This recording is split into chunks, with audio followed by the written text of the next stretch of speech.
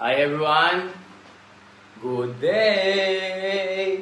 It's me, Kuis Kelkel! Today, ibabahagi ko ang inspiring story ni Malupiton na tinatawag na Bossing. Ito si Malupiton, isang Pilipinong content creator na nagpatunay ng kahirapan na hindi hadlang para maabot ang tagumpay.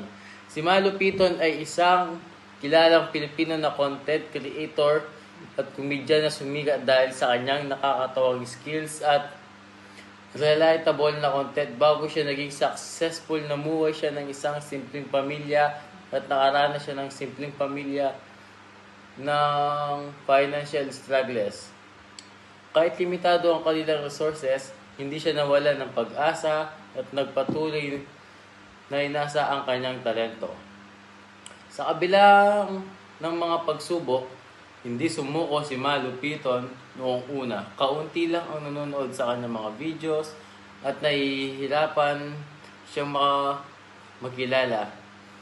Ngunit dahil sa kanyang sipag, consistency, creativity at dedikasyon, patuloy siyang gumawa ng content hanggang sa dumami ang kanyang followers at naging isa sa mga pinakasikat na content creators sa bansa natin. Dahil sa kanyang pagsisikap, pumila na ngayon si Malupiton mula sa social media, brand endorsement at iba't ibang collaboration mula sa simpleng buhay. Nagkaroon siya ng mas magandang kinabukasan at natulungan ng kanyang pamilya. Nagbigay rin siya ng saya at inspirasyon sa maraming Pilipino. Kung nakita niyo ang kanyang movie sa sinehan yung Love Ngo. Ang kwento ni Malupiton ay magandang halimbawa ng social stratification, social mobility at social inequality. Social stratification. Nagsimula siya sa lower social class dahil sa kahirapan. At ang social mobility, dahil sa kanyang talento, sipag at paggamit ng social media, umangat siya sa middle to upper social class. Ang social inequality naman, pinapakita ng kanyang kwento na hindi patay ang oportunidad sa lipunan.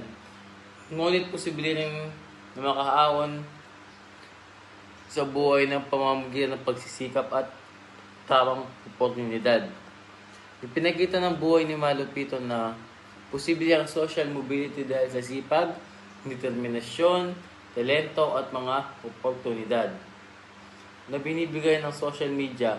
Itinuturo din ng kanyang kwento na kahit may social inequality, may pag-asa rin na umangat sa buhay, sumuko at patuloy na magsumikap.